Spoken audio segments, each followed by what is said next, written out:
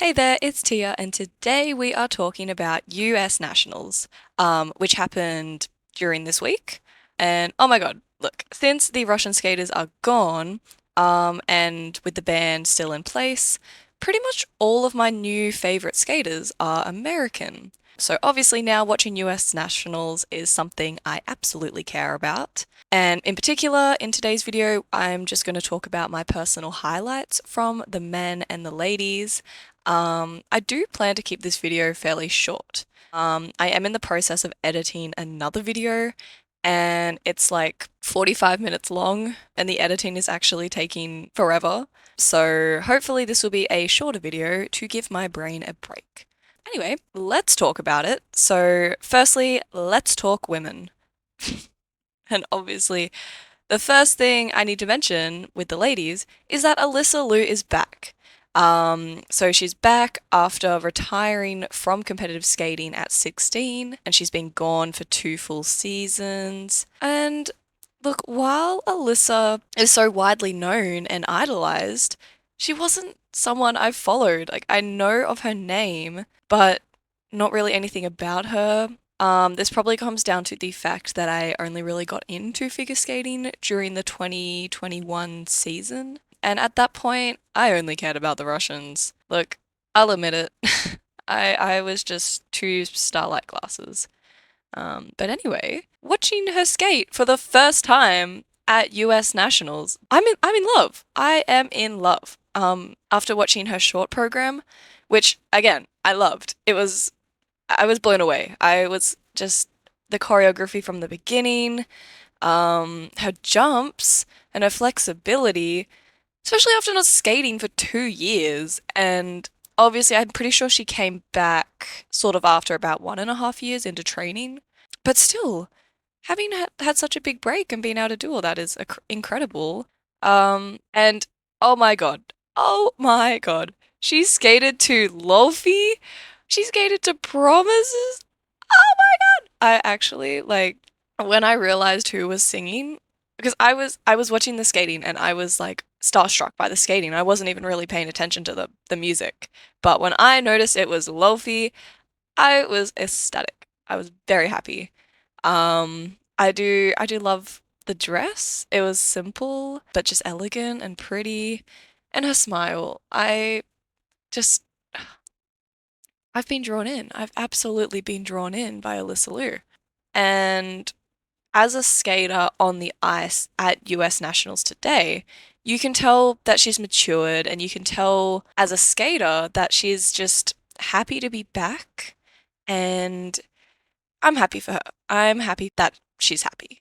And of course, she's another idol of just an extremely talented and decorated skater who is proving you can still do this sport as an adult. Like, you can take breaks, you can do what is best for you and your body, and come back strong and stable and healthy with a healthy relationship with the sport. And I definitely think that is a really important thing, and I'm so glad that we're seeing more people following that sort of path. So yeah, even without doing a triple axel or any other Ultra C elements, her triple jumps were gorgeous, she had strong landing, her spins were fast. And yeah, I think it was absolutely deserved that she finished in first place after the short program. With her free skate, again, oh my god, she was just like so stunning, and her hair is adorable. I also realized in like the photos that she has a smiley piercing, which is so cool. Again, I did love the costume. I thought the gold works really well on her, and it was just such a pretty cut. And like with her skating, again, stable jumps, making the most of all the elements she had available, her edges and performance. I'm just gonna keep saying the same things, but it was gorgeous. The only fault I can think of is the final spin where she fell out of her Billman position, which obviously would have cost her a few valuable points, and overall had her end up in second place. Now, before we move on to the other love of my life, Amber Glenn, I did want to quickly talk about both Brady Tennell and Sarah Everhard because Brady, to start with, is another skater who, before this event, was someone I didn't really know about nor care about. Again, shun me to the furthest hills because I'm a fake fan. But yeah, I mean, she obviously skated well and she beat Amber, so I wanted to see what was going on. I wanted to see who this girl was. And like Alyssa, it was my first time watching her skate. And I think as a first impression, I wasn't immediately in love with the program. I definitely liked parts of it. And as the routine went on, I liked it more. And I can appreciate the elements she did it in it. She did really well. But I think overall, I need more time to warm up to her as a skater. But that being said, I did like the variety and uniqueness, like with her spins and her positions. Her speed was good, her control was good, and her jumps were strong and clean. And I'm a sucker for a happy ending, so she was definitely proud of how she skated. And I think she absolutely should be. And finishing in second place alongside these two really big names is great. And I think she should be absolutely proud of herself for that. Yeah, moving into her free program, I did love the dress on her. The music didn't overly stand out to me. Same with the choreo. Like, it was pretty, but even thinking about it now, I can't think of anything like particularly memorable. I think in this routine, her jumps weren't as stable. It was a little bit more wobbly. She did have a fall on a triple toe loop. So yeah, bumping down to fourth place in this competition, I think makes sense. Anyway, now I want to also talk about Sarah Everhard, which I do remember seeing a bit of her over the 2023-2024 season. But again, like I never followed her skating, and it was sort of just like, oh, okay, on the podium, I know you, I know you. Who are you? Oh, I don't know, who cares? But guess what? I care now. Why? Because I watched her routines today, and I definitely for her short program, she started really strong. There was a gorgeous triple triple combo. Her other jumps were solid. They were nice. And I really liked the knee slide at the end or middle, wherever that was. But that definitely really stuck out to me in the short program. And then in a long program, I loved the dress. I loved the style. I loved the cut. I loved the gloves. Sarah absolutely delivered me exactly what I needed. Her opening triple lutz was amazing. The distance and the knee bend, I just remember that because it was just nice. Um, and of course, this was my first time watching Sarah. But where have I been? Because she's a great skater. I enjoyed her performance. I enjoyed her skating. I believe the short program she finished in fourth place, just behind Amber. And then for the long program, she finished overall in third, which really could have been silver because she did stumble on the triple loop.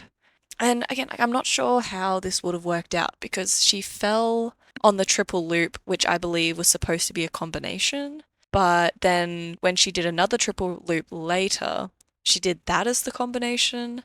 So part of me wants to say, well, she missed the combination, so that like with the QE and the two or so points, that would have put her in silver. But I also don't know entirely how the points would have been distributed. But yeah, I think had she have had a clean skate, she definitely could have taken the silver medal at this competition, which is absolutely exciting moving forwards. But one other thing I wanted to talk about in regards to Sarah was concerning the selection for the upcoming World Championships in Boston. Now, for those who haven't heard, it was released basically right after the women's event that the three skaters who will be going to Worlds. Oh my god, guys, I'm sorry, wait. That is my alarm. I need to fix my plant lights. Hold on. Okay, momentary break, my bad. But we had a power out the other day, so these things they go off automatic and I always forget to turn them back on. So my bad. I was just building suspense because I'm talking about who's going to Worlds. And now the three skaters going to Worlds. It will be Amber Glenn, Alysa Liu, and Isabel Levito. Huh? Which, okay, I love Isabel. I do love her. I love her skating. And look, after my post-Russian ban depression, Isabel became one of my new favorites. I absolutely followed her during the 2023 season and what was the 2024 season. So I'm glad we will see her skate, but I also don't think it is a fair decision at all. And being that she hasn't competed since last October, and even then, she wasn't competing her best, and she wasn't at, and she wasn't at nationals because she was too injured. So I understand Isabel has a reputation on an international stage. She got silver at Worlds last year, but I really would have loved to see Sarah take this spot, especially after I heard an interview, or no, after training, she was asked, like, what is your goal? And she just responds, I want to go to Worlds. And it's the little things like this that make me feel so connected to skaters as people. Like, I get you, girl. And it's heartbreaking because she's put in the work. I've seen her on podiums. I know she's winning. I know she can skate. And she's shown stability. Like, from what I know of this season, she's been really stable. So I'm definitely disappointed in this decision.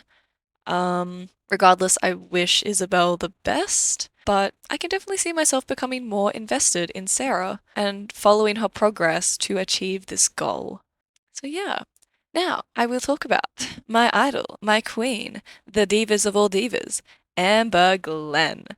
And now, firstly, I can imagine the pressure of going into this event. It would have been tough being the running champion as well as having just run the Grand Prix final and literally everything else this season. She has had just such a great season in general, being the favorite. It is a heavy weight to carry. So I was stressed, but at the same time, I'm gaining confidence that, Amber can handle this. She's an icon. She's got this. But after watching her skate, I definitely felt like both the programs lacked a little bit of energy. Like they didn't have that same power and pizzazz as they had at the Grand Prix final. So when I was initially watching it, I wasn't sure, like, what was going on, if she was unwell or anything. But I did hear in like an interview or a note or something that she wasn't feeling her best afterwards. So I can understand why she might not have had as much in the tank to give at nationals. But regardless, she did her best. She landed her triple axel. She pushed through. It wasn't a perfect routine, and I think Amber knew that. Because I wanted to cry. I wanted to cry whenever I see her like put her hands to her head or her head to her hands. I don't know how to say that. I wanted to cry. I just want to give her a hug and tell her it'll be okay because it breaks my heart. It literally pulls me into pieces. But I think it's understandable that at this competition she ended up third after the short program.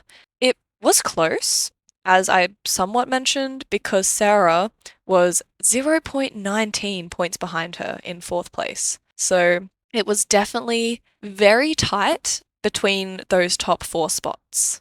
So regardless of finishing in third, for her free skate, which I have loved from the beginning, I was stressed. I am always stressed. Being a figure skating fan is not easy for my mental well-being because, yeah, I'm I'm too invested. But in Amber, I trust in recovery. Of the many things I admire, I look up to her for her ability to leave the day behind and start fresh, which she did. And in true Amber fashion, she opened with what was probably the cleanest triple axel I've ever seen her do. It was actually ethereal. It was amazing. And her following jumps as well were just gorgeous. And, I'm watching this routine and I'm like, this is Amber Glenn. I know she can do this. She's here. She's serious. She's in her space. And, like, look, I'm actually dead serious when I say my eyes teared up watching this routine because I know she was disappointed. I know what it feels like to be disappointed. Like, I see so many of my own doubts and my own insecurities through Amber. So seeing her succeed and push through and just overcome all of these things that I'm sure she's probably feeling inside, I can't put it into words how proud I was watching her. I'm very emotionally invested with Amber's skating. And to the very last second, she held on with everything she could, even with one little fall. Um, you can tell she finished the routine knowing she redeemed herself, knowing that obviously she did it. And I think finishing in first place overall after the long program, I think she absolutely deserved it. And so did these other girls. Honestly, I couldn't have hoped for a better podium for US Nationals. I'm absolutely happy with how everyone in the ladies category went. Um, so then I did want to talk about the men. And by men, I mean Ilia. I'm only going to talk about him because at this point in time, I don't really know any other US men, and I'm not really worried about getting to know them. So yeah, today I'll just talk about Ilia, and talk we shall. Because wow, amazing. Without any surprise, he took first place in both the short and the long program, which means he secured his third consecutive national title. His short program in particular has grown a lot on me this season. The costume, not as much.